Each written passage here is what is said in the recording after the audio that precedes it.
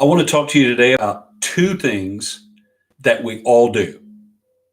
We all do these two things, and we do them in difficult seasons and challenging seasons, and they're not helpful. These are two things that we're all prone to do, but they just aren't helpful things, and we don't need to fall prey to them. It's important that we do things that are helpful, that move us down the road, that help us get from where we are to where we want to be, especially in seasons of transition and disruption. So, what are these two things? Well, blaming and complaining.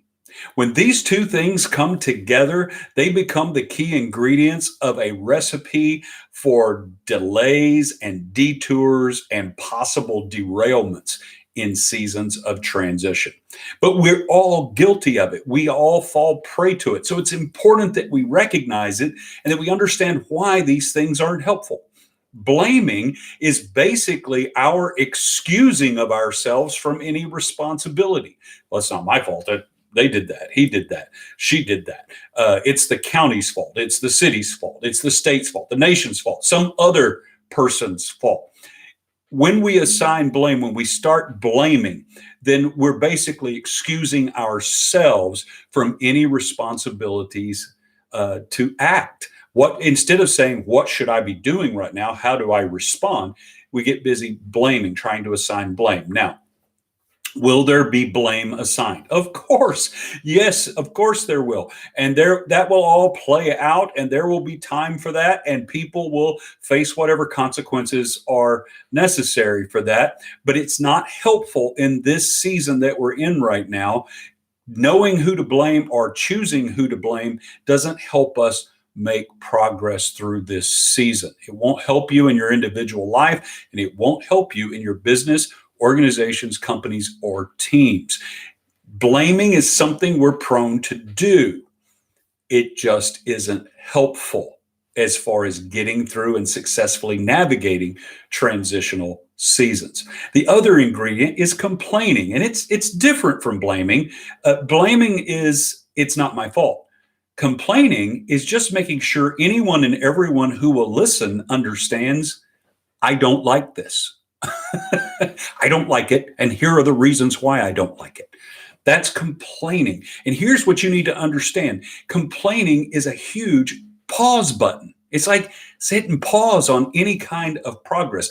If you are on a video call today, any kind of conference call for your business, organization, your company, or your team, and all anyone is doing is talking about how much they dislike the situation we're in, how much they dislike it, and what they don't like about it, is that helping? Is that helping us move through successfully? Is that helping us reach our customers, our clients, or our markets any more effectively? No. That's the thing. Complaining is a stop button. It keeps us from making progress. In fact, where complaining begins, progress ends. So it is unhelpful, but we are very prone to doing it, aren't we? Just look across your social media feeds right now, and you've got people blaming and complaining all over the place.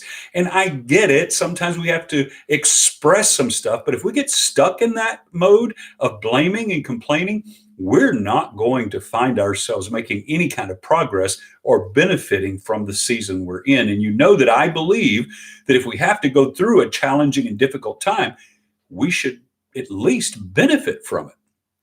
So what should we be doing? If we don't want to fall into the trap of blaming and complaining, then what should we be doing? Here are three quick things that can be helpful. Number one, identify what the issue is. Identify the problem. Yes, that doesn't mean blame someone for it. It's not lay fault for it. That's not what I mean. Just identify it, because if we don't identify the issue, we can't address the issue. So that's one. Identify the issues. Number two, you want to investigate the possibilities of how we might address those issues. And number three, we want to implement those solutions. Those three things actually move us from where we are to where we want to be. Those are helpful things and great ways for us to spend our time as individuals, business, companies, organizations, or teams. Don't get caught in those two terrible ingredients to a recipe for getting delayed, derailed, denied, any D word you can come up with that's negative. What do you want to do instead? Identify the problem, investigate the ways to address the problem, and implement those solutions. If you'll do that, you'll make real progress in this season. Thanks for watching, and I'll talk to you again soon.